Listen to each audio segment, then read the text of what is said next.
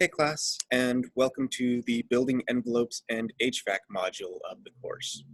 This particular talk is going to be on thermal comfort, or why envelopes and HVAC actually matter. The Energy Information Administration, each year they show basically where energy is going in the US. And a big portion of it, more so than industry and transportation, is actually used in buildings. Now, if we break that down a little bit more, this is focused specifically on office buildings within the Northwest. A huge portion, more than half, of the energy used in office buildings is used in HVAC, heating, ventilation, and cooling, right? A lot for heating, some for cooling, a little bit for ventilation. And that's a trend that's been true over the last 25, 30 years. 2012 is the latest data that we have, and you can see HVAC, the bottom portion here, has remained the biggest piece of energy use. Lighting, we just covered. We still have a lot of lighting within the space, right? We didn't turn out all the lights in 2012. We're just using fewer watts to achieve better illumination. HVAC, we're using a little bit less now, but I think there's still a long ways to go in terms of providing comfort, but using fewer watts to achieve that comfort. Why keep buildings comfortable? I mean, I like to be comfortable, but if you're looking at it from a purely financial perspective,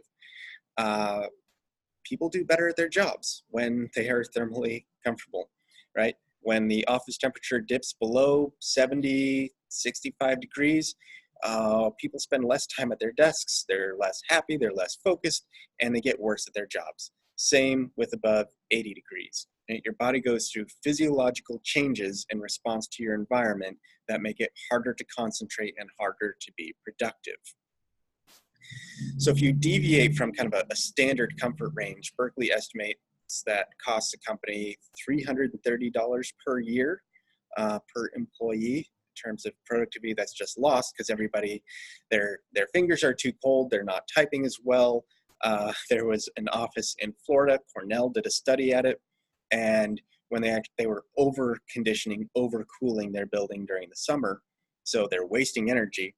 And when they actually raised the thermostat to a point where people felt comfortable, people got better at their jobs. They were typing with fewer typos, they were taking fewer coffee breaks to warm up their hands around a warm mug, and that had a really big impact on their bottom line. Because in terms of dollars spent per square foot, salaries are the biggest portion of it. And so 1% productivity in terms of employee output can often outweigh the whole energy bill. Just to drive that last point home, these are slightly Mickey Mouse numbers, if you will, but they're based on some kind of real statistics, and I think it will really illustrate the point.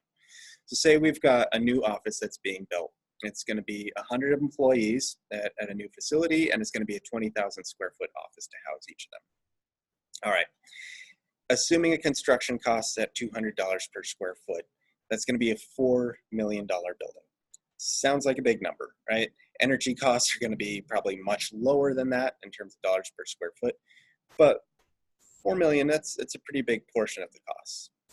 Say each of those 100 employees had an average salary of $50,000 a year. So at this hypothetical office with 100 employees, the salaries spent in that building are $5 million per year. So just within the first year, the salaries being spent in that space outweigh the total construction costs.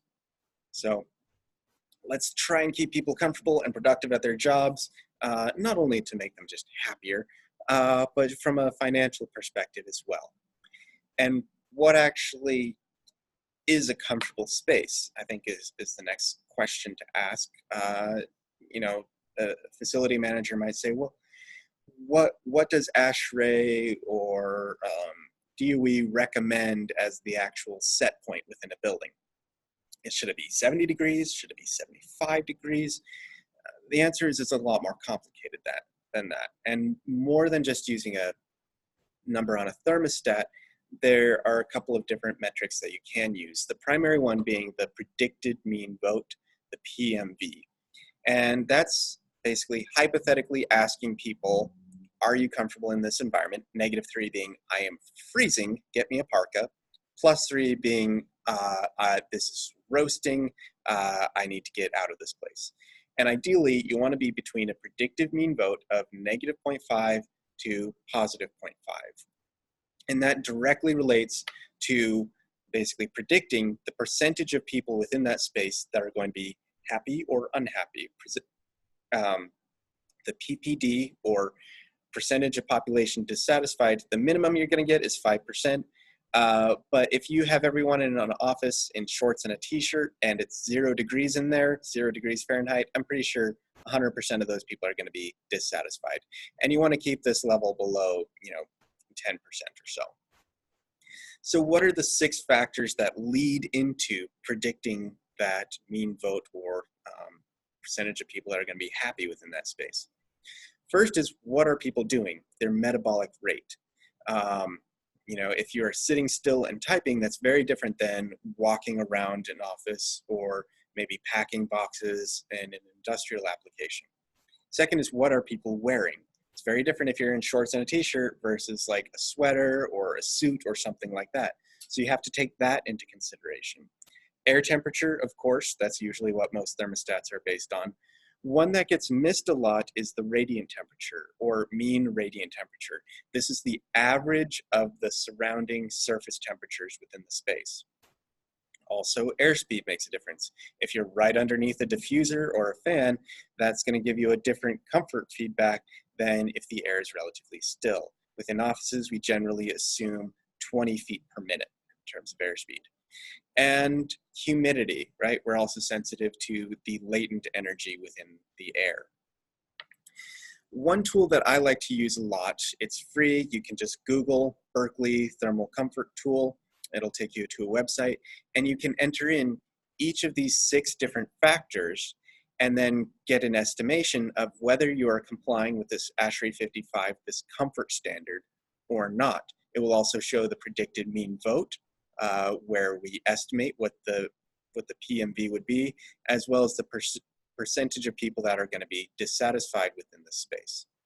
So if you add up all of these different things, you can say change the air temperature, the surrounding surface temperatures, what people are doing, build your own clothing outfits. Clothing levels are usually between 0.5, shorts and a t-shirt, up to, a full suit is a clothing level of 1, but you can only put on so many sweaters or take off so many clothes before it becomes like a really awkward office environment, right? But you can change each of these settings and then see where this comfort band is going to move, and this red dot is where your conditions are actually at. And you want to make sure that you're within this range of what most people generally consider to be comfortable or not. So this can be a really good diagnostic tool for building energy audits. So I mentioned that the mean radiant temperature often gets lost. This is kind of a pet project of mine. But if you look at kind of our neurological responses to our surroundings, we're really wired to feel the average of the surrounding surface temperatures. I like to use the analogy of a car that's been parked in the sun during the summertime, right? It's blazing hot inside the car. You might get in and turn on the air conditioning, and you've got 40-degree air blasting you in the face. But if all the surfaces around you are still hot, you're going to be sweating for the first few minutes of that drive, right? The convective, or air temperature, certainly has an impact, but most of our comfort is driven by the surrounding surface temperatures. So what that means within an office is you want to be looking at the operative temperature, or an average of the surface and air temperatures. And if you have warm surface temperatures during the winter, you can bring in colder air temperatures, outdoor air, and still achieve the same operative temperature, same level of comfort. Whereas a conventional building, you're just trying to condition with air, you have to add in a lot of energy to heat up that really cold outside air if you have higher air temperatures and lower surface temperatures. So just another way of looking at that, because that really impacts, how we think about building envelopes. If you're sitting next to a cold window, it's going to feel very different than if you're sitting next to a very well-insulated wall. I'm all for windows, right? It's great to look out of them, but comfort-wise, it's something that we have to take account of. So if we look at a history of buildings, right? Early ones might be mud huts, where you've got an R value, a resistance to heat transfer of 3, right? BTUs per square foot. I'm going to get those units wrong. We'll cover the units next lecture.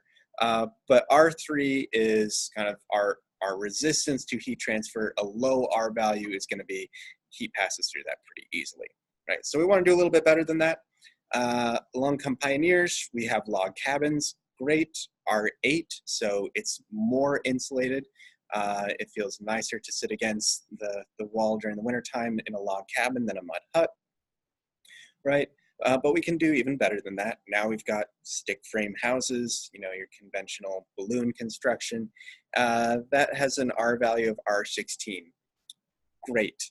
That's a little bit, that's twice as good as a log cabin, much better than a mud hut in terms of keeping people comfortable inside. And then we think about, well, what do we have now in terms of commercial buildings? We've got a lot of glass and steel. Glass being very thin, steel being very conductive. And so we're right back to kind of the mud hut level of resistance to heat transfer. Right? And sure, you can bring in a lot of hot air, but that's not necessarily accounting for all of those comfort factors, and it's going to take up a whole lot of energy. So we can do better than that. Next lecture, we'll be talking about the envelope components. All right, so closing thoughts on thermal comfort. HVAC uses a whole lot of energy, especially within commercial buildings. It's one of the biggest consumers of energy. And if you're looking at it just purely from a financial perspective, keep employees comfortable, right? That's a lot of dollars spent per year on salaries. And in addition to just making it a nice place to be, occupant comfort has a really big financial implication for different businesses. So let's keep places comfortable. And comfort, it's more than just a number on a thermostat, right? There's a lot that goes into it. So don't just assume that thermostat says 70 degrees, everybody's going to be happy with that. That is not the case. But we can find, based on a more holistic understanding, looking at that CBE comfort tool, certain conditions that will kind of add to general comfort within that space. And one of the biggest things that's often missed is the surface temperature. So let's insulate our buildings well, and that is the thermal envelope, and that really matters in terms of energy as well as comfort. So I'm excited for this topic. I look forward to seeing you guys in the next lecture.